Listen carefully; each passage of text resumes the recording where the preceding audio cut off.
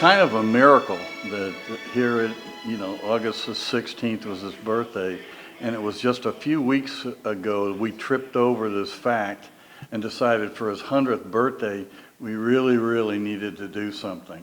Anybody over the age of 55, 60 probably remembers his TV series Daniel Boone, which ran from 64 to 71. That's where I remember him.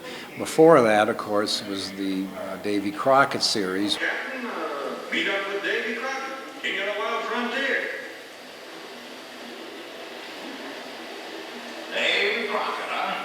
Well, it sure is a small world. He made some other movies in between, but as I think the counselor once said, Davy Crockett made Fess Parker, and Fess Parker made Davy Crockett. Certainly now one of the great figures in American history. I'm not sure Davy Crockett would have been a national figure as much as he is today if it weren't for Fess Parker. Originally he was born in Fort Worth, Texas, but he moved, he and his family moved here when he was still a baby. And he spent his entire early childhood, adolescence, and actually young adulthood here in St. Angelo before he went off to war in 1942. Served World War II. As a matter of fact, even after he had reached this fame, he came back here occasionally to visit with family. He was also involved with the St. Angelo Fine Arts Museum, which was in this building during that time. So he routinely came back here, and I don't know if you read some of those quotes out there, but the one I love the most is the one where he says that St. Angelo is still a really nice place to live. It could just use a little bit of rain. The reason we're doing all this is the fort is part of public service and history, and just trying to show the community that history can be fun. And Fess Park is about the closest thing we have to a real, live, famous celebrity. I mean, there were some other folks who came and went, but if you want to pick a person who was St. Angelo and represents all that is good and kind about it, Fess Parker would be the guy.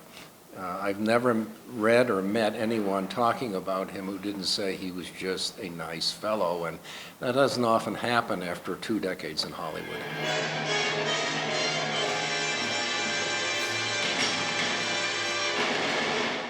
We had a number of young people here today, and we had many last night, and no one's going to get a PhD in history by watching these things. That's not the point. I mean, if you want a good, real history lesson, read a book, but if you want some entertainment that may teach you an appreciation for history, then movies are certainly the way to go. So we're pleased. We had about 100 people over the 2 days, and I think certain people are thinking of making this bigger and better next year.